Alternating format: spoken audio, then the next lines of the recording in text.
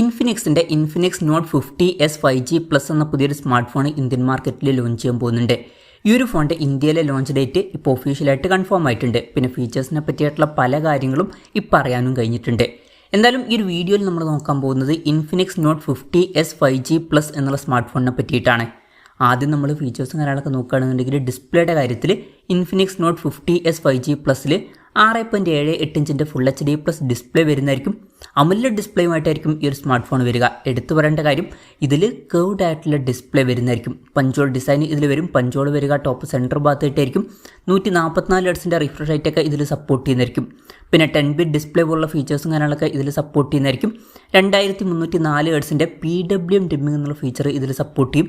Guerrilla glass 5ൻ്റെ പ്രൊട്ടക്ഷനൊക്കെ ഇതിൽ വരുന്നതായിരിക്കും. അപ്പം ഈ ഒരു ഫോണിൽ അത്യാവശ്യം നല്ല ഡിസ്പ്ലേ ഫീച്ചേഴ്സ് വരുന്നതായിരിക്കും. In display finger print sensor ഇതിൽ വരും. ഫോണിൻ്റെ തിക്നെസ് വരിക 7.6 mm ആയിരിക്കും. പിന്നെ IP64 റേറ്റിംഗ് ഇതിൽ സപ്പോർട്ട് ചെയ്യുന്നതായിരിക്കും. അതുപോലെ തന്നെ MIL STD 810Hൻ്റെ സർട്ടിഫിക്കേഷൻ ഇതിൽ വരും. ഈ ഒരു സർട്ടിഫിക്കേഷൻ എന്ന് പറയുന്നത് പൊതുവെ ബിൽഡ് ക്വാളിറ്റിയൊക്കെ ലഭിക്കുന്ന സർട്ടിഫിക്കേഷനാണ്. അപ്പം അതൊക്കെ നല്ല കാര്യങ്ങൾ തന്നെയാണ്. പിന്നെ ഈ ഫോണിൻ്റെ marine drift blue, Ruby red, അതുപോലെ തന്നെ ടൈറ്റാനിയം ഗ്രേ എന്നീ കളർ വേരിയൻസ് ആയിരിക്കും ലോഞ്ച് ചെയ്യുക. ഇതിൽ ആദ്യം പറഞ്ഞിട്ടുള്ള വെർഷൻ എന്ന് പറയുന്നത് വീഗൻ ലെതർ ബാക്ക് ബോഡിയുമായിട്ട് വരുന്ന ഒരു വെർഷൻ ആയിരിക്കും. ഇൻട്രസ്റ്റിംഗ് ആയിട്ടുള്ള ഒരു കാര്യം എന്താ വെച്ചാൽ ഈ ഒരു വെർഷനിൽ ഒരു സ്മെല്ലും കൂടി വരുന്നതായിരിക്കും. അപ്പം സ്ഥിരം നിൽക്കുന്ന ഒരു സ്മെല്ല് ഈ ഒരു ഫോണിന് ഉണ്ടാവുന്നതായിരിക്കും. അപ്പം അത് ഇൻട്രസ്റ്റിംഗ് ആയിട്ടുള്ള ഒരു കാര്യമാണ്. അപ്പം പുതിയൊരു ഫീച്ചറാണ് അത്.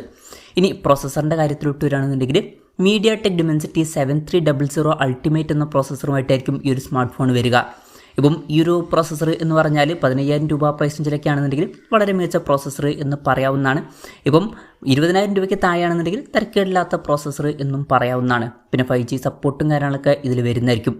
Android 15 ബേസ് ആയിട്ടുള്ള XOS സോഫ്റ്റ്വെയർ ആയിരിക്കും ഈ ഫോണിൽ വരിക. ക്യാമറയുടെ കാര്യത്തിലോട്ട് വരികയാണെന്നുണ്ടെങ്കിൽ ഫോണിൻ്റെ പിന്നിൽ ഡ്യുവൽ ക്യാമറ സെറ്റപ്പ് വരുന്നതായിരിക്കും. 64 മെഗാ പിക്സലിൻ്റെ സോണി IMX 682ൻ്റെ മെയിൻ ക്യാമറ സെൻസർ ആയിരിക്കും ഇതിൽ വരിക. രണ്ടാമത് ഒരു AI സെൻസർ വരാനാണ് സാധ്യത. ഫ്രണ്ടിൽ 13 മെഗാ പിക്സൽ സെൽഫി ക്യാമറയും വരുന്നതായിരിക്കും. ബാറ്ററിയുടെ കാര്യത്തിൽ 5500 mAhൻ്റെ ബാറ്ററിക്ക് വരുന്നതായിരിക്കും. നല്ലൊരു ബാറ്ററി കപ്പാസിറ്റിയാണ്. 45 വാട്ടിൻ്റെ ഫാസ്റ്റ് സപ്പോർട്ട് വരുന്നതായിരിക്കും.